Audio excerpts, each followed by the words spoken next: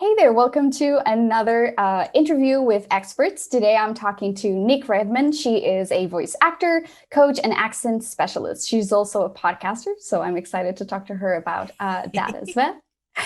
So I found Nic on LinkedIn, and it was really funny because I'm connected to a ton of different voiceover talent just because I've worked in radio in Portugal, in the UK, and you just build those connections through time. And I found your Nic's video on articulation, and I thought it was funny, it was relatable, it was attainable.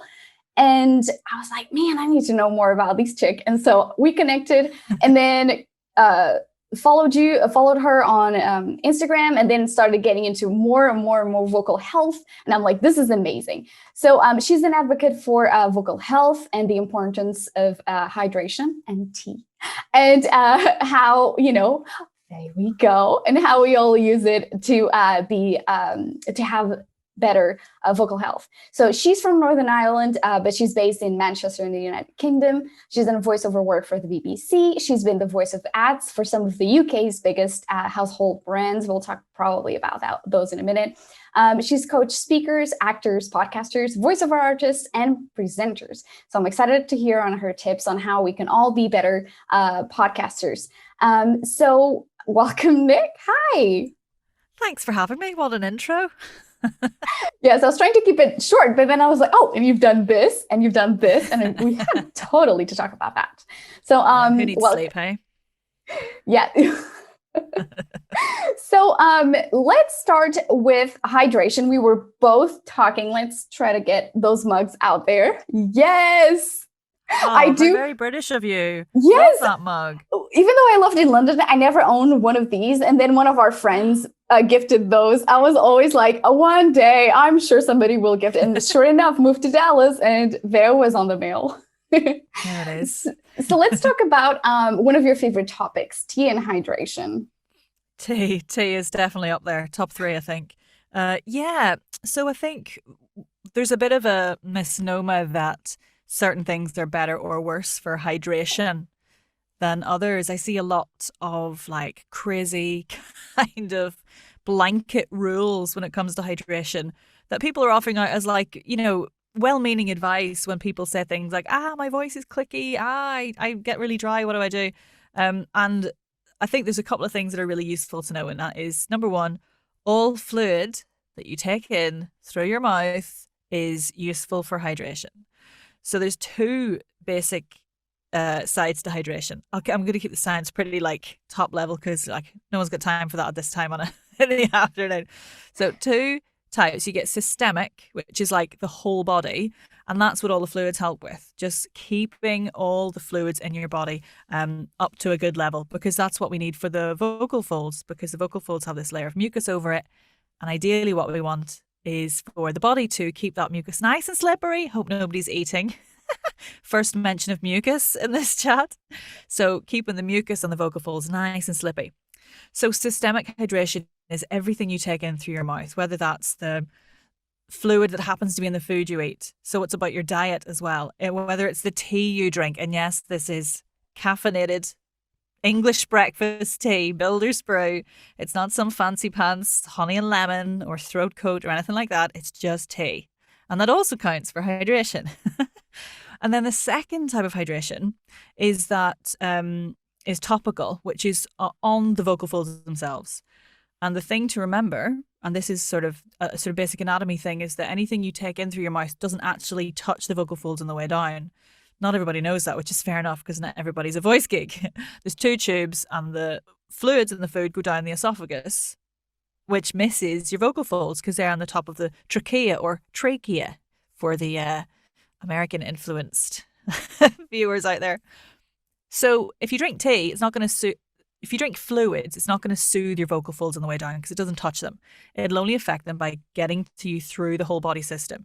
But what you can do to get that topical hydration on the actual vocal folds themselves is use a nebulizer with a saline solution in it, which matches the body's natural pH level. And that's the kind of newest cool thing in voice and hydration and voice care is nebulizing a saline solution. So there's loads out there. And if you go to your local chemist or something, they'll be able to recommend one for you. I have, actually, it's here. Shows how much I use it. What? I've got this one. It's called Aha! it's a vocal mist. Looks a bit dramatic, doesn't it? It does. It does. It definitely looks for, it gives a look for sure. Yeah, isn't it? It's very serious about your voice kind of look. Serious about hydration. So basically what that does is mist this solution. And then your body, because it's a mist and not a fluid, lets it go down the windpipe, passes the vocal folds, and hydrates from the outside in. So that's the only kind of, this saline solution is the thing that gets through to a cellular level from the outside and can affect the viscosity of the mucus at like point of creation here in the vocal folds. So there's two ways. That's the sort of top and bottom of hydration is systemic and topical. Stuff you drink won't touch your vocal folds directly, but it will, depending on the rest of your lifestyle, eventually get to the vocal folds. That's the sort of scientific theory. And the other way is topical, which is by sucking in one of these bad boys. You can also steam, like people are big into steaming, but the thinking now with pure water as steam is that it doesn't quite, it doesn't get to a cellular level like the saline solution does. Feels nice, soothing in the pharynx, the throat, but it doesn't quite do as efficient a job, I think is probably the right way of putting it, as a nebulizer. And yes, and people, let's give your Instagram handle right now, because I think that you share so many great tips that I think most people will just on the day-to-day kind of like, those are good reminders. Yeah, it's at Nic Red Voice. Perfect. So at Nic Red Voice, and you'll share all of these good tips on a daily basis. Now, the reason why we started with hydration is because most people are on Zoom calls all day long. And whereas before you could be in a meeting and you probably wouldn't be talking, now there's that pressure to say something because like, are you there? So a lot of people are doing all of these Zooms back to back, and then at the end of the day, they're recording their show. So hydration is so important. To make sure that you don't get at the end of the day not like straining my vocal cords. So I'm sure you see a lot of that. Yeah, oh my God, yeah. Sorry, I was just being excited and jumping in. It's like, I think hydration is probably one of the top voice care tips you can give, really, because, and it's not as easy as just drink a load of water. Like some people just panic and drink like 3 pints of water, and then it just comes out the other end. Doesn't really do anything. And then you spend the whole interview like, oh my God, hurry up. I need the dialect. Yeah, exactly. Need no way. The thing with hydration is it can take quite a long time for your hydration levels to reach what you want them to reach in order to help your voice. That's the point. So you really need an overall good level of hydration all of the time, which is why I've got this and this and a nebulizer.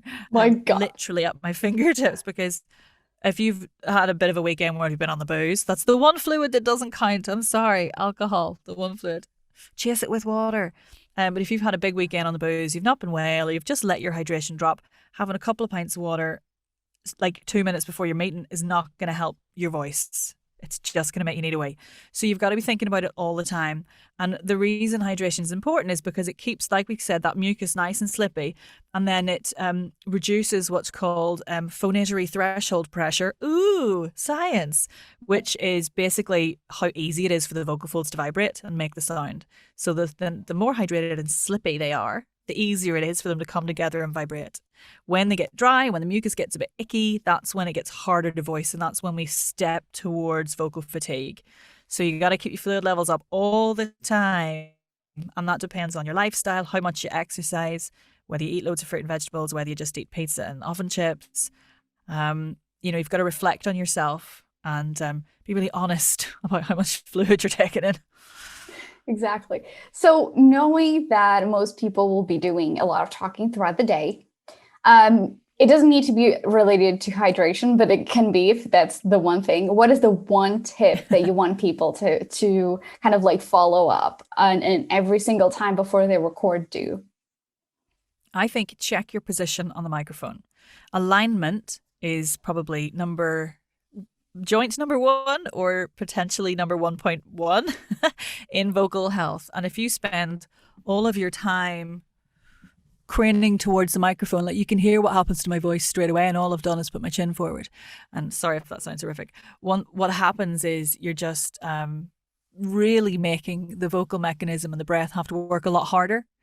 And then that's going to lead to vocal fatigue pretty quickly. So just check your alignment on the microphone, check your physical alignment. So make sure you're getting a nice feeling of the nose gently coming back towards the spine. So you're resisting the urge to jut the chin forward, and bring the mic to you. So set up your alignment and then bring the mic to you. I love that, because that's one of the things that when I'm coaching podcasters, I do as well. Because a lot of people say, oh, the microphone comes with like these like really tiny mic stand. And so they don't think, okay, I need to level the mic to me, not the other way around. And so people I feel like they're hunching over, and then like stretching, but hunching. And I'm like, this is like the worst podcast position in the world. Who would want to record more than one episode on there? It's just terrible. It's also not reflective of how we talk. Like, I don't to have all my conversations with people like this. So already you're fighting against the kind of natural, habitual, physical repose that we have when we speak. And ultimately with podcasting, depending on the style of podcast, of course, I feel like it's a conversation either between you and one listener, you and the interviewer, you and the interviewee, you and your host. And when you're having a conversation, you don't want to be thinking, this isn't how I usually feel when I'm having a conversation. You want to feel natural and comfortable. And that's like step one to that conversational feel. Because I know so many of the podcasters that I work with for coaching are very aware that they sound like they're reading, or they say and ah a lot and all this kind of thing. And that natural way of speaking just sort of leaves their consciousness. And physicality is one thing that really gets in the way of that and really sabotages your freedom. That is true. I totally agree. It's just sometimes is doing a good interview, to me and for most listeners, is more important than saying ums and uhs. Like, to me, that's how we speak. That's absolutely how we speak. I know. I did an episode of my podcast on it, actually, the Voice Coach podcast. I did what to do with the ums and the ahs. And I think so many people come to those episodes wanting tricks to just, get rid of them all. And I start that by going, actually, you might not need to, because they're natural and normal and it's okay and they have a purpose, and that's the point. So if you don't know what you're talking about, you've not done prep, and you're umming and ahhing because of that, then that's your own bloody fault, But if you're umming and ahhing because you're responding to what the interviewee has said to your question, and you want to think about an interesting answer to or response to elicit more on that topic and that sort of thing, that's totally fine and normal and important. And those thinking signs and those ums and ahs are, I think, lovely. And it gives a reason for the listener to pause as well. And you've done, I believe, I hope I'm not getting my facts wrong here, and do tell me if I am, but didn't you do an episode on pause? And the importance of pausing? It comes up in a couple. I think it comes up in the and the ah one. And I think it comes up in, another one. There's quite a few of them now. Pausing is so powerful. And most people forget about it. And I feel like in a conversation, you're not going to have all of these back to back to back to back, unless it's your bestie and you haven't seen it forever and you're so excited and you have maybe 50 minutes to catch up. Yeah. But other than that, I say it's so important to just let the conversation breathe, because one, gives your listener an opportunity to think about what you said. Two, gives you a reason to breathe, because that's one of the things that I think most people have voice fatigue, because they just go, go, go, go, go. And my God, that's horrific for your vocal cords. You said the magic word there in terms of breathe, because that's really my bag. Breath, a bit of a breath knot, but most voice people are, because voice does not happen without the breath. I mean, it does, but it doesn't sound very nice. Exactly. So you have to, pauses are great. They like you said, they let the listeners process what you're saying and get their response out, and it gives you time to breathe. And what I say as well is it gives you time to breathe out, because that's the important bit. If you breathe out, your body will breathe in for you. And what we have a tendency to do when we listen a lot of the time, especially if you're poised as an interviewer, thinking about your next question, and maybe you're nervous, and maybe the person you're talking to is famous, or you really love them, or some crazy geeky thing, which happens to us all in podcast land. We don't breathe. We're just like we're listening, or we're like pretending we're listening but trying to work out where to go next with the question because the next question's been answered or something. What happens then is we hold the breath, and that is another thing that will just increase the chance of vocal fatigue because that holding is here, and then the vocal folds get tired because they're basically like a valve. If you imagine a balloon, like a party balloon, when you blow it up and you're holding it here, the more you blow it up, the more air you put in there, the harder you have to hold your fingers to stop it going and like flying all around the room. And when you've got air in your lungs, it's exactly the same. Like your fingers are your vocal folds, and they have to close really tightly against the air pressure because all the air is designed to do once it goes in is come straight back out again. So if you're holding your breath, you're putting your vocal folds under a lot of pressure and tension, which, causes vocal fatigue. So breathe out. I've done that too. I think this would be a perfect segue to talk about vocal myths. Just like thinking about podcasters, what are the things that most people that you see done? They're like, actually, I have something to say, and it goes against what most people think. Well, I think over-editing for me is a thing in the sense that taking out every every ah, every breath noise, every tut. Obviously, if you're like, oh, and it's going to annoy somebody, then, you need to sort your hydration out. But, I like noises and lip smacks and stuff because to me, it shows that it's a conversation that I'm having, a chat that I'm having, and the style of the Voice Coach podcast is very like that. Like I don't over-edit it. So I think it's important to really think about the style of delivery you want to put over. If you want a conversational delivery, then you need breaths in there. Otherwise, it just sounds really weird, like you're some kind of robot. And I think the other thing I've heard recently in a couple of podcasts is people really slowing down their sentences. So it's like they've gone, oh, somebody when I was 15 told me I talk too fast. So if I'm doing a podcast, I need to slow down. And actually what you do is make it much harder for us to stay with you because you're playing with the natural flow of the thoughts. And as listeners, we're really good at listening to conversations because we do it all the time. So I think don't underestimate the ability of your listener to follow you. If you're going so fast that everything's and they cancel what you're saying, then like fair play. You can work on articulation, you can work on delivery and maybe slowing down a little bit.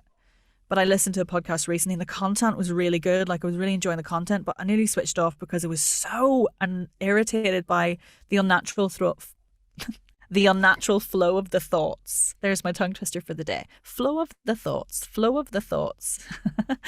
There was like the thoughts were sort of too long and then made longer because the speaker was really slowing down so that we all could keep up. And I was like, I'm not for. There's moments for dramatic pause. There's moments for, and I do agree with you, because there's a lot of times when you're talking to people and their train of thought is too intense. They just said too many good things too fast, too soon, and it's hard to keep up. But a good time to do a pause in the conversation, a recap, and then move forward is there. But stop kind of like putting us all on kind of like hold, like fiddling our thumbs, like what's going on. There's a balance, isn't there? I think for me, as long as you're speaking at a pace that is discernible for the listener, understandable, and in line with your native accent and your voice style and your personality and the personality of the podcast, it's when it steps out, one direction too far, whether it's too fast or too slow. It just starts to get in the way for me. And I think one of the things that I'm a huge advocate for in podcasting as well, which again, I come across a lot in beginner podcasters, is this feeling that they have to put on some kind of voice. Like for me, it's all about, I hate the word, and I say hate the word. I don't know why I hate the word. I don't know whether it's because I'm told I should hate the word or because it's overused, but authentic. Like real. Yes. It just feels like a buzzword. Do you know what I mean? So I'm not a big fan of it, but I don't know what the solution is. Real, down to earth, humble. I don't know. But yeah, it's when people feel like they have to put on a voice, like a vocal persona. You can be you unless it's an acting podcast and you're acting a different character. That's fine. I feel You can also be the podcast version of you. That's fine. I think I probably have a podcast version of me. Like the interview version of me right now is probably a slightly different identity than how my identity might be with my husband when I jump out of the booth and I'm like, what's for tea? I'm starving. But like, this is the real me in this space. And I think everybody has the right to own whatever their real voice is within the podcast space and not feel like they have to conform to something, whether it's accent or vocal feature. You got to do you, guys. You got to do you. I do. I 100% agree with, and I think that's why I relate to so much of your content, because there's a lot of pressure. Beginner podcasters believe still that a podcast is like radio, and so they need to put on like that voice. In America, it's a bit more fast paced, and for females is a bit more like high pitched. In Portugal, for instance, is very deep down and very slow. And a lot of people believe that they got to be that. But I remember one thing. One of your podcasts, the voiceover social. It's one of the podcasts that I recommend a lot of people because I think it's so good. You talked about how exhausting it is to be someone else as a host. And I remember that. I remember it stuck with me because it's so true. There's these people that become someone else. It's okay to have a podcast persona, particularly if you're just starting and you're just like, I'm trying to find my own like voice, and I'm not very confident because I'm just starting. I'm not a professional. I'm not in the media or anything. Like, totally cool. But there's a very fine line between exploring sides of you and becoming completely someone else. That is detrimental to you, because then people meet you in real life and they're like, oh, you're not at all what I thought. There's like that magic, the magic breaks. Yeah. So and if you're oh, sorry. No, go ahead. Go ahead. If you're one of those people for whom the podcast is an element of what you offer with a view to somebody coming to work with you further, then imagine the horror of someone listening to your podcast and it sounding like one thing and then coming to work with you and you being completely different. It might be good different, might be bad different. I don't know, but I think it's a responsibility really if you're expecting somebody to invest in working with you a little bit, that they know exactly what they're getting. And I'm very lucky because I'm confident with who I am in this space now and the coaching that I offer. And I'm at the point in my coaching career when I'm like, well, I don't feel like I have to pretend to be a good coach anymore. I know I can do my job. I've been doing it long enough. If you want to do it with a wee bit of crack, come to me. If you want, some tight-lipped, tie-done up person, then go somewhere else. So I'm very lucky that I have that kind of ownership of who I am in this space now. I've completely lost my train of thought. Hang on. I think we were both talking about being your authentic self and someone working with you. And just being that's it. It's your responsibility to present your offering as your offering. If that's what part of your if that's the point of your podcast. Because obviously my podcast is out there because it's part of my coaching offering, and people listen to it. They get an insight into who I am, what it might be like to work with me, and who I work with, and my experience and my training, and then they come to me for coaching. Like, that's part of it. I'm not shy about that. And there is basically no difference. Like, the podcast Nic is exactly who you get coaching Nic, because you're right. It's exhausting pretending. Life is hard enough. It is also so important to me, there's absolutely no reason for you to be someone else in a podcast. For you're wanting to become a thought leader, then you can't pretend. If you're a joker, bring that on. Like, that's exactly what people want to see. If you're serious, be serious. Just don't create these fake image of you that's not going to have any reflection to reality in any way, because the podcast does not exist in the void. And so it's so important to me. I just don't believe anyone should be someone else at any given point. Being authentic, and you're in luck because people want authenticity today. They don't want the most perfect kind of like put together at all times kind of person. They want people with humanity. And I think that we need to bring more of our humanity into a podcast. You mess up, that's okay. You were going to say? Let's face it. like literally the only USP you have now in the podcast space, as in many professional spaces, is you. Like, that's it. That's the only original thing you have. There's no original idea out there anymore. There might be a tweak of an idea that's already out there, or something that's quite different, but there'll still be something out there that it's a It's probably derivative been of. done. Yeah, the only thing you have that's different is you.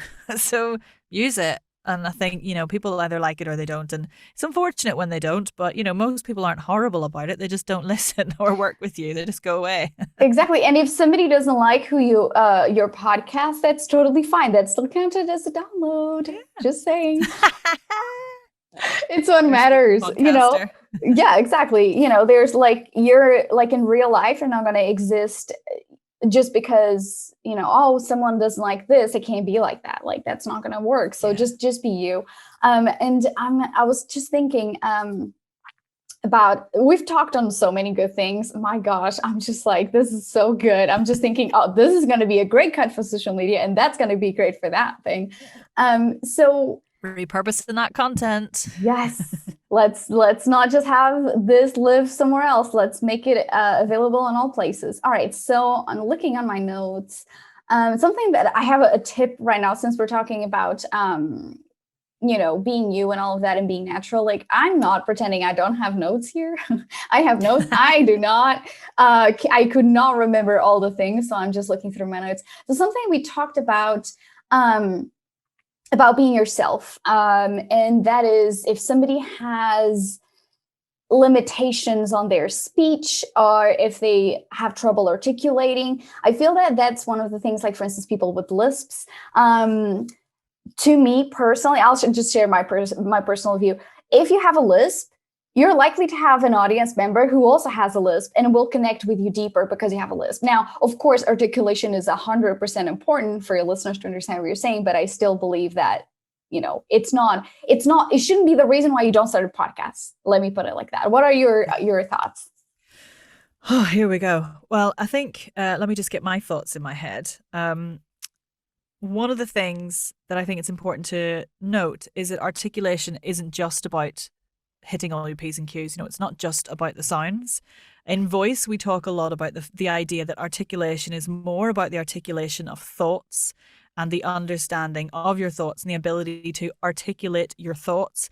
And a lot of the time when we're working with articulation and diction and clarity with actors, for example, you focus a lot more on full syllables than you do on, whether they're saying s or th.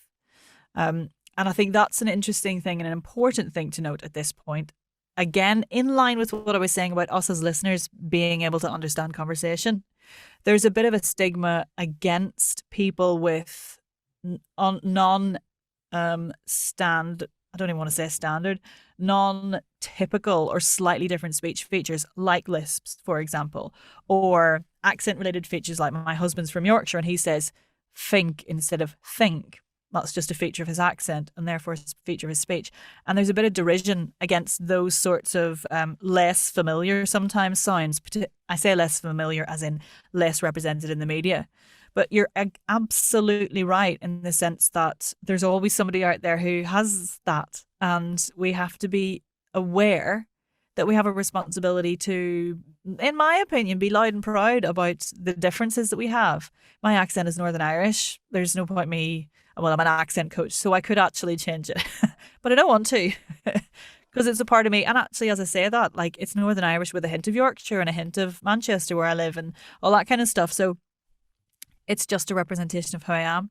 And it's it's the filter through which I articulate my thoughts. Now, I just said then articulate my thoughts. Like, I didn't say the T on the end of articulate, but I bet everybody understood what I was saying because we're having a conversation about articulation and you're listening to me.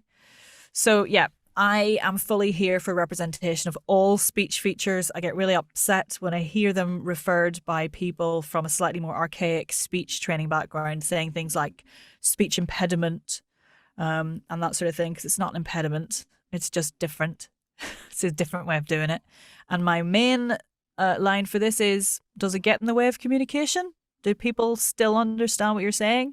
If they do, crack on. I 100. Amen to that. That's what I'll say. Amen.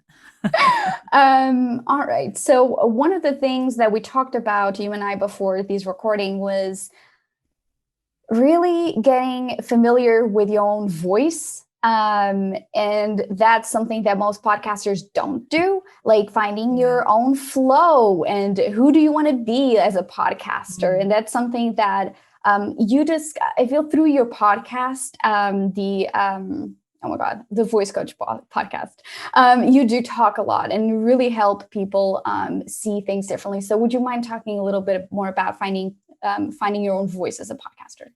Yeah. There seem to be two ways that podcasts happen. And I know this because I've done both of them. And I think they both have a really interesting impact on the voice that you portray and perhaps the ability to find your own voice. At the moment, because podcasting is such an industry, there's a huge push for get loads of episodes banked and then do a launch and all that kind of stuff. And I get that for business reasons. And that's what happened with the Voice Coach podcast. I knew exactly what I wanted to say. I knew my audience, and I banked a load of episodes, got a launch strategy in place and got it out there. And the voice is consistent and it's me because I know who I am. Like I said, I've been doing this for a long time now. The Voiceover Social, my other podcast, which I host with an amazing lady called Leah Marks. Big up Leah. You should interview her too. She's amazing. It was an accident. So we started a meetup in Manchester for voiceover artists. And then we started advertising that event with we called it a plug, a podcast log, like an audio log basically, and put it on SoundCloud, which is us going, hiya, so nice to get to chat to you. The next meeting's going to be, and what have you been up to, Leah? It was just a wee chat with us and we put it out. And it sort of developed snowballs, you might say, from there over the last 5 years into the podcast that we have now. At that time, I had no idea. Neither of us had any idea it was going to be a podcast. Hardly knew what a podcast was. I mean, I think I'd probably listened to quite a few of them in fairness, but I wasn't like, I'm going to do one. Like, I can't do a podcast. It wasn't a thing. And then we suddenly realized that people really liked listening to us chat. And it was a really nice way of getting people to the event. So we found our voice that way by just getting started. We just did it. And it became what it is now. And it's incredibly successful. It's one of the highest reviewed voiceover podcasts, at least in the UK, most listened to in the UK, and has a great reputation in the US now as well. And it's because we are who we are, but we found that voice by doing it. We just did it. And there've been some good moments and bad moments. And, you go up and you go down. But because I think there's this kind of pressure now to get everything launched and chart and all that kind of stuff, people feel really pressured to perform really quickly with their first podcast. And that's a lot of pressure to put on somebody who's maybe not recorded their voice before. So I think take the pressure off yourself and know that it's a process. Yes, go through that same launch process if that's what you need to do to get the charts and the stuff and the business element. But know that in 6 months' time, it may be a completely different thing. And you may sound completely different because you're more confident with that, and that's okay. So try and see it as a process. If you want to do a few trial runs and just listen to yourself, that's really useful because the science of it is we hear our actual voice, like literally the sound of our voice, we hear differently in our heads because we're hearing it two ways. We're hearing it out here through our ears and we're hearing it resonated through all the sort of internal gunk in our skulls. Whereas when you hear yourself recorded, you're only hearing it through your ears. So you do hear literally a very different voice if we're going and everyone down that road goes, as well. Like, oh my God, voice. yeah, me too. Yeah. I mean, I've been a voiceover for like almost 15 years, so I'm very familiar with my voice now and a big fan of it because it earns me money. It's fine. But when I first started, I was like, is that what I sound like? I don't sound like that. And everybody goes through it. So you just got to, let's say, break the seal. Just dive right in. Record yourself, listen. Not judge, just listen. The more you listen, the more those judgmental thoughts that are very, natural will dissipate and you'll get familiar with yourself. You'll make friends with your voice and you'll know a little bit more about it. And actually, I would say as a voice coach as well, in terms of technique, it's good to listen back to your voice to hear the tendencies you have. Do you have a bit of vocal fry at the end of your voice? That's fine. Doesn't matter. But is it something that's overriding? Because a lot of people find that annoying. Again, I'm not bothered. And it's another speech feature, but is it something that you feel you want to work on? Or do you feel like you do actually take too many breaths because you've written the sentences too long? Or do you need to be a bit more energetic? Because some people, when they get on the mic, they get a little bit kind of intimate and everything goes kind of small. And actually, you just got to forget the mic's there. That's my biggest mic tip, is forget it exists. Yes, Talk I to the love it. listener. I love it. Yes, because I feel like people forget once you're like you in the mic, it's great. It sounds great, but again, it sounds great to you. The listener's like, hey, talk to me. Don't talk to yourself. Yeah. And I feel like it becomes a little bit of a, when you're saying it becomes small, that I totally agree with you. There was something that I wanted to mention about, oh, yes, finding your own voice. I actually recommend to my clients, hey, listen back to episode 1 when you've done 20. It is life-changing, because you're like, in a way, you will cringe. I'm not going to say you're not going to cringe. You will cringe. But at the same time, like, oh my God, I'm so much better. If you can't recognize an evolution from episode 1 to episode 20, you may need a voiceover coach or someone to just like coach you through it. Because I think, there'll be such a big change. You'll feel like you're allowing yourself more freedom and having more fun and not feeling so like tense and not just like reading. I think it's so important. But I think as well, it's important to know that your listener goes on that journey with you, and that is also fine. Like podcast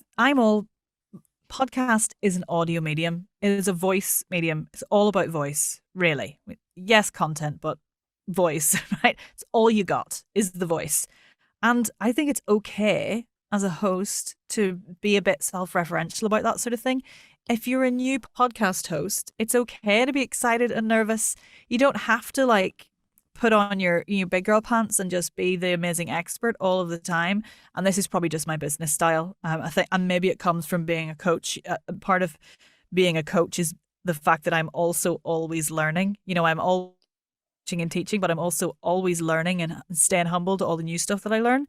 But I can still, and that's okay. And I think with voice, and your voice in podcasting, it's okay to maybe when you get to episode 20, just step outside of it a little bit and make a wee joke about it and reference it. Like, that's fine.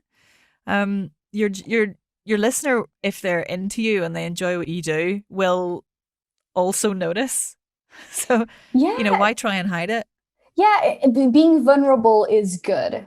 That's what I think it's so important to get out of this conversation. Be vulnerable, be okay, embrace the journey. And if you think that, most people, and this is something that I also forgot to mention in the beginning of the conversation, go with the flow. Like, for instance, before we started recording, I had helicopters around my house, and I was like, oh, this is going to get on the interview. And it's not. It didn't, it stopped. But just be playful and enjoy the ride. I think it's so important. Don't be these like block of cement that, the weather may come and may go. And you're just like, be more like a plant. Just like go with the seasons. Just, feel like look at your surroundings and just kind of adapt. I think you may realize that you have kind of more fun doing interviews or episodes in a specific way than another, and you won't know if you don't try. So it's so important to also be curious and open to trying new things, because it may become a single episode, it may become series, it may become a different podcast in altogether. So you never know. So I think that's also like important to just play and be able to learn with that. I've got a helicopter now. Can you hear? No, because you have an amazing RAF base. I can hear. I know, it's doing all right. One thing I was going to say about that, I got distracted by the helicopter there. Talk about being truthful. My dyspraxic brain was like, ooh, a sound. And away it went. Hang on a sec. You were saying some really nice stuff there. Yes, if you wait for it to be perfect, it'll never bloody happen. And it'll never be it's literally never be perfect, especially when you're working with voice, because you'll always listen back with a critical ear and you'll go, the content's great, but I sound like an agent, or the content's great, but you can hear I was hungover that day, or you can hear I hadn't planned properly, or whatever. Just do it. Just get it out there and evolve with it. When you get in a bike, I'm going to use a better analogy than that. I was going to go bike, but I'm going to go speaking. So there's a brilliant book called How to Own the Room by Viv Groskop. And I'm paraphrasing now, But in it, she says something like, nobody wakes up being able to speak like Michelle Obama and just present and speak in public like Michelle Obama. That is a process. And podcasting is also a process. And that's fine. We have to learn everything. So just do it. Get your voice out there. Cringe. Get over it. Try again. Try something new. Cringe again. Then have an exciting moment. Play with that. Explore that, evolve with it. Take your listener with you. Yes, exactly. Just like be together in that journey of discovering who you're going to become. All right. So we're getting to the end of this conversation. I'm so sad because we've been talking about so many good stuff and it could go on and on. But I do know that you have to get off these interviews. So what else haven't we talked about that you really want to talk about besides your podcast? Because we're going to get that at the very end. But anything else that you're like, I really want podcasters to X? What about a couple of cheeky little like voice exercises? Because that's my bag. So I think, again, one of the things that I aim to do with the Voice Coach podcast is show that you can prepare your voice or explore your voice to get a little bit more out of it, whether it's lasting a bit longer or working a little more easily with very little, because sometimes voice training is kind of shrouded in this kind of lots of floating on the floor and like breathing. And there's a lot of that. And I love that. I'm fully here for that. But podcasters don't always have the time to lie on the floor and breathe through their bum for 25 minutes. That's a very popular image. Sorry, it's probably the wrong crowd to crack that joke. But a couple of wee things you can do really easy are things like lip trills. So a gentle slide up and down your vocal range with a little bubble at the lips like this. It's a really nice warm up, reset and cool down exercise. So if you're batching loads of episodes and your voice is getting a bit tired, a few of those gently in between. I think I spat all over everything. I'm sorry. We did not get to see it. Damn. Oh, phew. I was too honest there. Never mind. It's a really nice exercise. The other thing as well, you really can't underestimate the power of just releasing the shoulders and the neck a little bit. So, just gently rolling your shoulders, any kind of neck release. Oh, I've not done that all day. It feels really nice. Just gently rolling the neck, gently stretching over this way as if you're going to set your ear down on your shoulder. A few things like that are really useful. And then the other thing I'd like to posit as a really good vocal exercise for release of tension, particularly on those long interview days, is yawning. So yawns are really good for releasing a particular set of muscles at the back of the pharynx or the throat that we can't really get to. And it can cause a little bit of that kind of more slightly noisier in-breaths, vocal fatigue, slightly more effortful voicing. So if you do a yawn, and now I've been talking about yawns, it's going to come really easily. But if you just gently put the tip of your tongue behind your teeth and have a lovely big yawn, like a big proper enjoying it, you're on your own yawn, not a stifling it one. A really big yawn. That's good. That was an amazing yawn. I love that. Thanks. I just kept on. I wanted to follow along, but I realized that if I did that, Zoom would cut you off. So I was like, I can't. I just got to enjoy it in silence. I'm used to looking like an idiot on Zoom these days, so it's all right. Awesome. Well, Nic, thank you so much for chatting with us today. I'm so excited for sharing all of this tidbits for our audience. What would you like to plug? Where are the places that we need to go to follow you? Well, Instagram's where I post most of my stuff at the moment because it's where all the cool kids are. And that's at Nic Red Voice. You can find me on there. NICRED Voice. VOICE. Forgot how to spell there for a minute. I've got a YouTube channel, Nic's Quick Voice Tips, which has quite a lot of bits and bobs if you want some video stuff. And there's a 5-minute warm-up routine on there, which people find really useful.